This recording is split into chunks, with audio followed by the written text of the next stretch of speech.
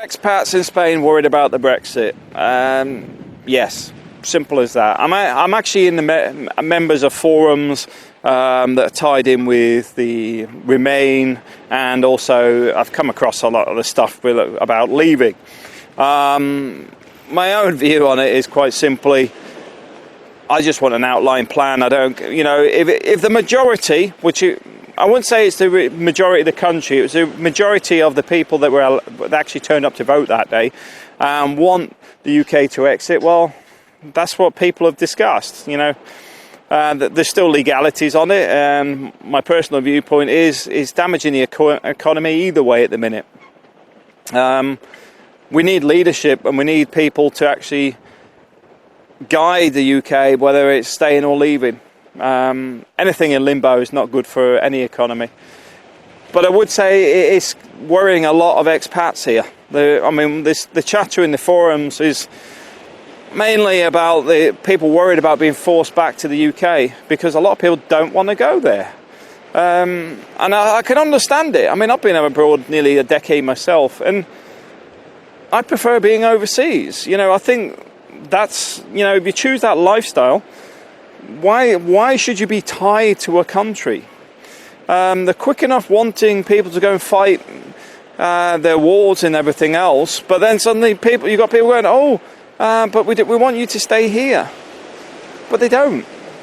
That's the bizarre thing, they don't. If you force back, say, 500,000 expats, how much of a strain is that going to put on not only the NHS, but the cost of housing within the UK? And a lot of these expats have already sold up all their stuff and moved here. So they would end up with houses stuck in Spain that they can't sell because there's already an excess amount of properties already here.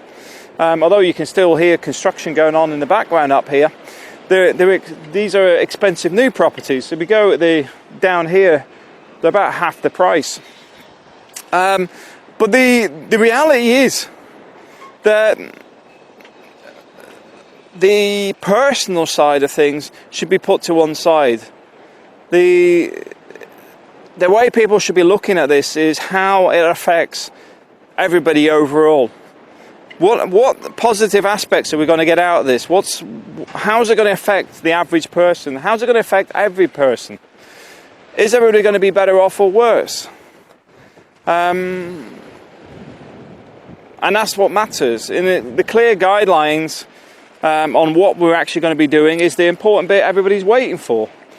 Because up until then, the media love playing scaremongers, and they like getting people arguing with each other because it creates media interest. All I can say is, people, please don't argue with each other. At the end of the day, it's not in our control anymore. We do know there's legal battles and stuff going on, but what I mean is, if you're arguing with your relatives, you're arguing with your aunt, you're arguing with your neighbours or whatever, your little circle ain't going to make that much difference. But you may lose some good friends over it, and that's why I say, don't let it get to that level. You don't have enough influence on it to make a change one way or the other, but you have got a chance to keep your relationships live with friends and family, and that's what I say, it's not worth the arguments. It really isn't. But I'm worried about some of the expats here. Myself, it doesn't affect me really. I'll still earn money in the UK, and Spain is worried about it at the moment.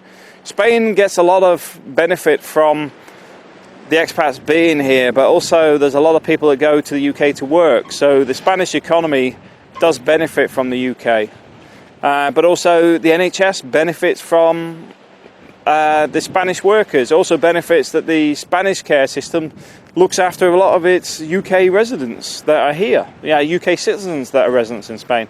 So those sort of things need to be looked at. There seems to be a lot of stuff that's on the surface, but when nothing of real context or depth, which is a bit like the Brexit thing with the bus and all that sort of stuff. The money would be put in the NHS. The NHS doesn't need money. The NHS has plenty of money. What it's got is bad management. What it's got is trees brought in from the tropics to go into some of its hospitals. What it's got is a binary clock in Southmead Hospital that cost over £100,000, and then they're making you pay to actually watch TV shows. Yeah. They spend a fortune on things like artwork, but what about the actual real care? That's bad management. Thanks for watching.